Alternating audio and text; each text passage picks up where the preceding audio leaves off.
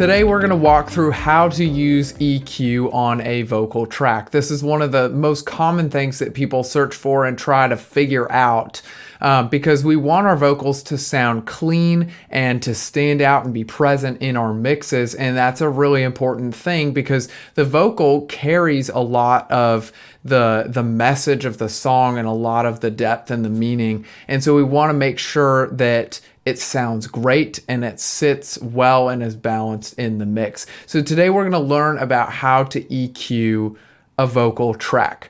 Now the key with learning EQ and learning all these other tools that we talk about on this channel is that I can give you a demonstration on a track that I have in front of me, but a lot of times beginners are tempted to take those specific parameters that I use and try to apply it to their situation. And the problem with that is that every track that we process is going to be a little bit different. It's going to have a different sound, a different tone, a different texture. And so the goal of this video is to help kind of teach you a workflow and teach you how the tool works. And then you can take that knowledge and that information and apply it to your situation without taking the specific parameters that I'm using, because chances are it's really not exactly going to work for your specific situation. So just keep that in mind as you watch this.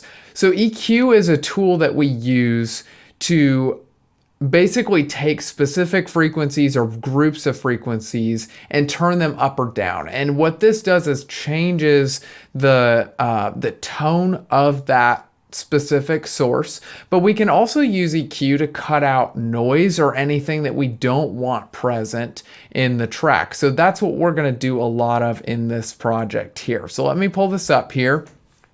Let's get some headphones so we can hear this.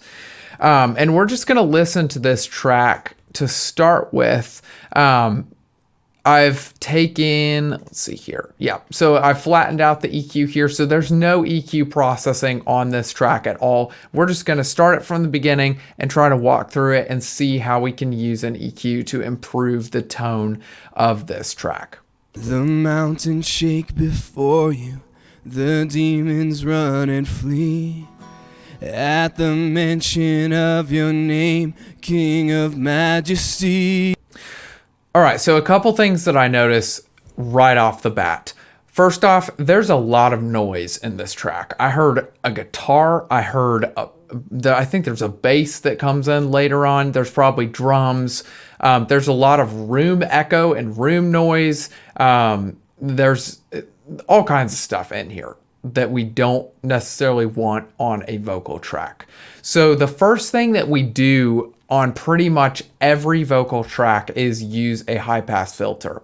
So I'm going to turn that on here. And what a high pass filter does, you can see as I turn this on, it made a little cut here. And that's going to cut everything below the frequency that I set right here. So right now, everything below 60 Hertz is just kind of cut off.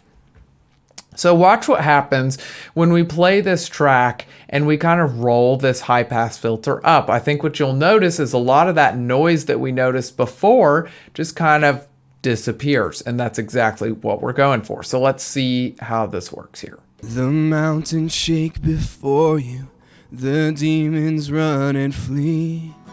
At the mention of your name, the mountains shake before you, the demons run and flee. The mountains shake before you, the demons run and flee. At the mention of... All right, so when I just bypass this real quick, you noticed all that low end just came right back. So that's what we're trying to get rid of with this high pass filter here. It's a great tool. It's usually the very first thing that I do on pretty much any track, but especially a vocal. So we're gonna kind of keep working up our way on the frequency spectrum here. There's still a little bit of low end, just kind of mud, just mushy sound, probably down in this area here. So I'm gonna take this number 2 band and we're gonna kind of boost it and sweep around there and see what we can find and see if there's any stuff that we don't want in there that we can pull back to help enhance the clarity of this track. The mountains shake before you, the demons run and flee. At the mention of your name, King of Majesty. The mountains shake before you, the demons run and flee. The mountains shake before you, the demons run and flee. Okay, so again, just kind of cleaning up a little bit of low end there. I feel like that might have helped a little bit. Let's move to a different part of the song and see if there's anything else that kind of shows up on the scene when we hear something different. Before the power and the presence of the great I am. Amazing. Almost like I've heard this track before. I kind of knew there was going to be something there. All right, so what I hear here is a really harsh, strident frequency, probably around the 2 to 3K range up here. So what happens is he was singing really low before in a lower register, really quiet, and then he kind of switched to a different part of that song, started singing really loud, really strong, and really high. And sometimes when that happens is there's these other frequencies that kind of come out of the woodwork that are a little bit out of control. So in this case, there's one, like I said, in this kind of area here, and it's just really harsh. So we're going to try to find that and tame that a little bit.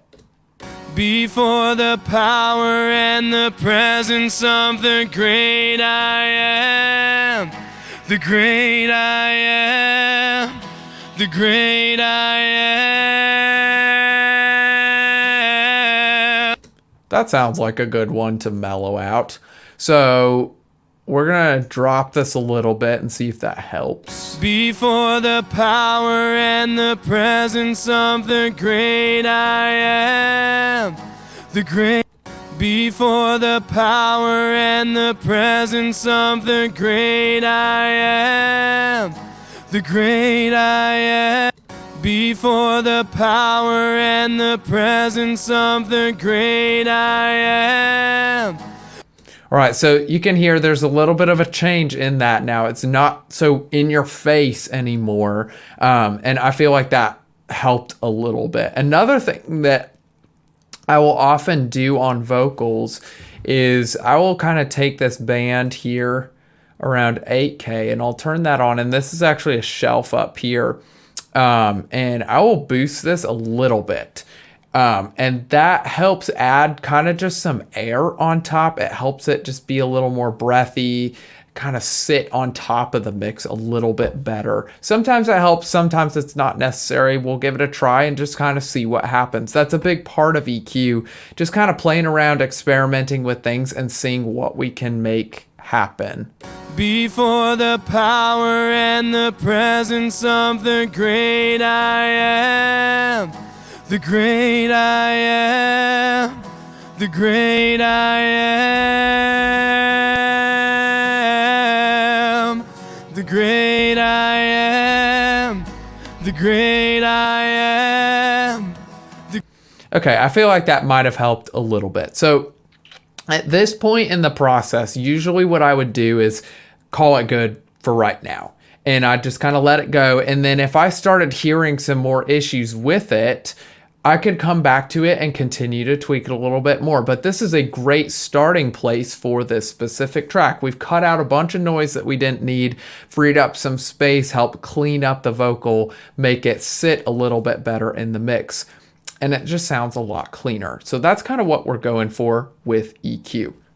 All right, so if you're kind of new to the mixing process and you're trying to figure out, how do I use EQ? How do I use compression? How do I use all these different tools? I actually have a guide on my website, themixingprocess.com, that I think will be really helpful for you. It's called the 7-Step Mix, and it'll give you a great systematic plan to walk through your mixes with.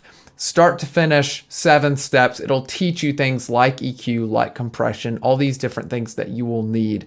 And it'll help kind of keep you on track with that. So the best part also is that it's completely free to you. You can go download it for free right now. I think it'll really help you learn this process and get it nailed down really well. Also, if you have any questions for me regarding this subject or any others that you really need help with, you can type them in the comments below, or you can actually go to my website and contact me directly from there as well.